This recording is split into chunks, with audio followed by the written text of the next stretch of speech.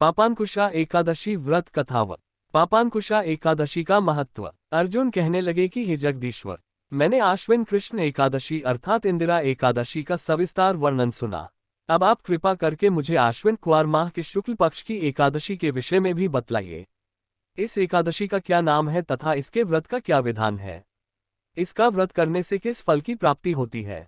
कृपया ये सब विधानपूर्वक कहिए। भगवान श्री कृष्ण ने कहा, हे कुतिनंदन, आश्विन माह के शुक्ल पक्ष की एकादशी का नाम पापांकुशा एकादशी है। इसका व्रत करने से सभी पाप नष्ट हो जाते हैं तथा व्रत करने वाला अक्षय पुण्य का भागी होता है।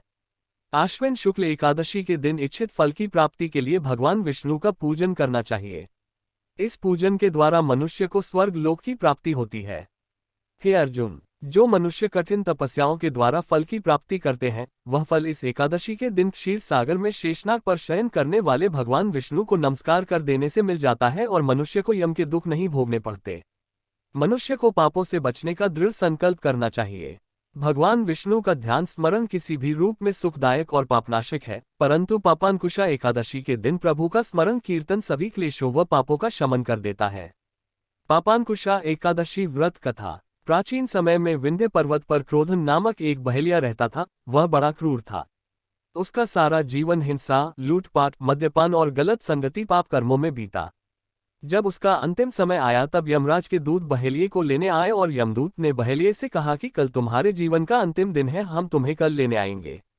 ये बात सुनकर बहेलिया बहुत भयभीत हो गया और महर्षि अंगिरा के आश्रम में पहुंचा और महर्षि अंगिरा के चरणों पर गिरकर प्रार्थना करने लगा, हे ऋषिव, मैंने जीवन भर पाप कर्म ही किए हैं।